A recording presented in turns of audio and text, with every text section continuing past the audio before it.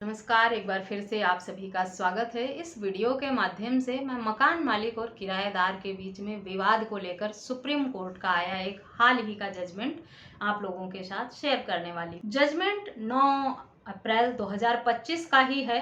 बहुत ही latest judgement है, इसीलिए आप सबके लिए बहुत यूजफुल भी है। लोगों को पता नहीं होता है कि मकान मालिक की एक छोटी सी गलती, जो उसका किराएदार है, उसे आपकी संपत्ति का मालिक बना देता है, मालिकाना हक दे देता है। इसीलिए छोटी छोटी बातों का ख्याल रखना चाहिए अगर आप अपनी संपत्ति को किराए पर देते हैं। आपकी एक छोटी सी गलती आप अपने लाखों और करोड़ों की संपत्ति खो देंगे। सबसे पहले बात करते हैं कि संपत्ति को देते हुए किराए पर किन किन बातों का ख्याल रखना चाहिए ताकि मकान मालिक की जो संपत्ति है वो किराएदार अपने नाम पर ना करवा सके। सबसे पहली गलती जो है वो हर मकान मालिक जो ये करता है वो एग्रीमेंट नहीं बनाता है अपनी संपत्ति का। एग्रीमेंट बनाना बहुत ज़रूरी है, चाहे 11 महीने के लिए बनाएं या 11 महीने से अधिक के लिए बनाएं आप संपत्ति का एग्रीमेंट।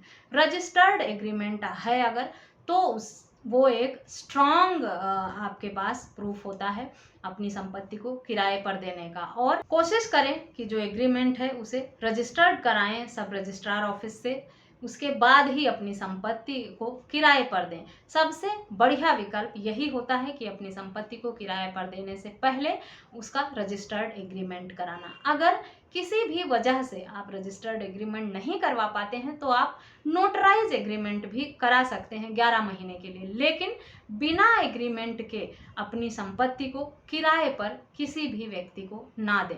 क्योंकि अगर आपने ऐसा किया और कुछ समय बाद वो अपने इरादे बदल देता है, आपकी संपत्ति पर कब्जा करने की नीयत रखता है, आपको परेशान करने की सोचता है, तो आपके पास जब तक स्ट्रॉन्ग प्रूफ नहीं होगा, स्ट्रॉन्ग ग्राउंड नहीं होगा, तब तक आप अपनी संपत्ति को खाली नहीं करवा पाएंगे।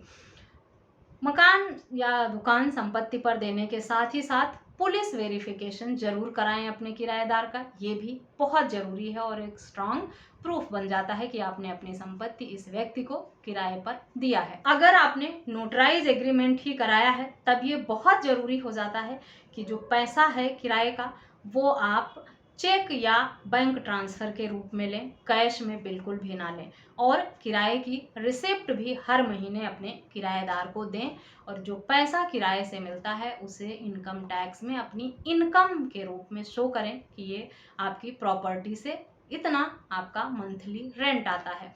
ये सब बाद में अगर विवाद होता है संपत्ति का, किराएदार आपका घर हड़पने को सोचता है, तब आप कानूनी रूप से साबित कर पाते हैं कि आपने अपनी संपत्ति किराए पर दी थी, इतना किराया लेते थे, इस व्यक्ति को दिया था और इन पैसों को आपने टैक्स भी पे किया है। ये सारे प्रूफ हैं। आप थोड़ा थोड़ा पैसा बचाने के चक्कर में अपना बहुत बड़ा नुकसान कर लेते हैं, इसीलिए छोटी छोटी बातों का ख्याल रखें। अगर आपने एग्रीमेंट रजिस्टर्ड कराया है तो आप कैश में भी लेते हैं तो आपके पास सबूत तो रहता ही है, लेकिन उस अपने पैसे को इनकम के रूप में ज़रूर शो करें इनकम टैक्स में और उस पैसे को टैक्स में काउंट कराएं ताकि आपको भविष्य में आने वाली परेशानियों से बचाया जा सके।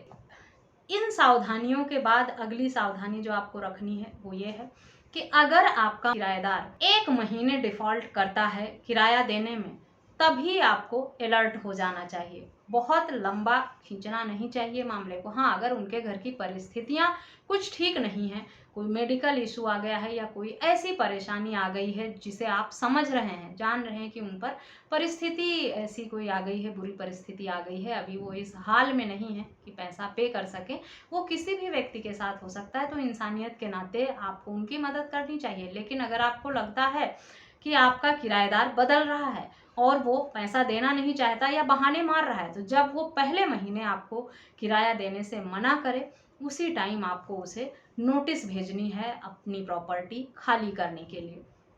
और उस नोटिस की रिसीविंग जरूर अपने पास रखें, लेकर रिसीव कराकर, ताकि आपके पास एक और प्रूफ तैयार हो जाए। नोटिस पीरियड के बाद भी अगर किराएदार आपका घर खाली ना करे, आपको किराया ना दे, तब आपको पुलिस में शिकायत करनी है अपना घर खाली कराने के लिए। पुलिस शिकायत के बाद भी अगर बात नहीं बनती है, बेदखली का केस करना होता है ऐसे किराएदार को घर से बाहर निकालने के लिए। लेकिन ध्यान रहे, प्रॉपर्टी को दिए हुए रेंट पर 12 साल से अधिक समय अगर बीत जाता है तब आप अपनी संपत्ति को खाली नहीं करवा पाते हैं, प्रॉपर्टी आपके हाथ से निकल जाती है। सारी प्रक्रिया आपको तभी करनी है जब आपकी संपत्ति पर कब्जा किए हुए 12 साल या उससे अधिक का समय ना बीता हो। कई बार लोग ऐसी गलती करते हैं कि किराएदार कब्जा कर लेता है उनकी संपत्ति पे, किराया भी नहीं देता है और सालों बीत जाते हैं, वो ध्यान नहीं देते या शहर से बाहर होते हैं, देश से बाहर होते हैं, नहीं समय दे पाते और बहुत साल बाद लौट कर आते हैं और फिर अपने संपत्ति का दावा करते हैं और लड़ना शुरू करते हैं। ऐसे में कुछ आपके हाथ लगता नहीं है। सुप्रीम कोर्ट का आज का ये जो जजमेंट है, जिसका नाम है LRS बनाम राजमणि 5131/2025, SLP नंबर है 36/2021। इस जजमेंट में कुछ ऐसा ही हुआ था कि 12 साल बीत जाने के बाद जो मकान मालिक था उसने अपनी संपत्ति पर दावा किया था वापस लेने के लिए, बेदखली के लिए किराएदार के, लेकिन उसकी सुनवाई नहीं हुई सुप्रीम कोर्ट तक भी और मकान मालिक को उसकी संपत्ति वापस नहीं मिली, किराएदार को ही मालिकाना हक मिल गया।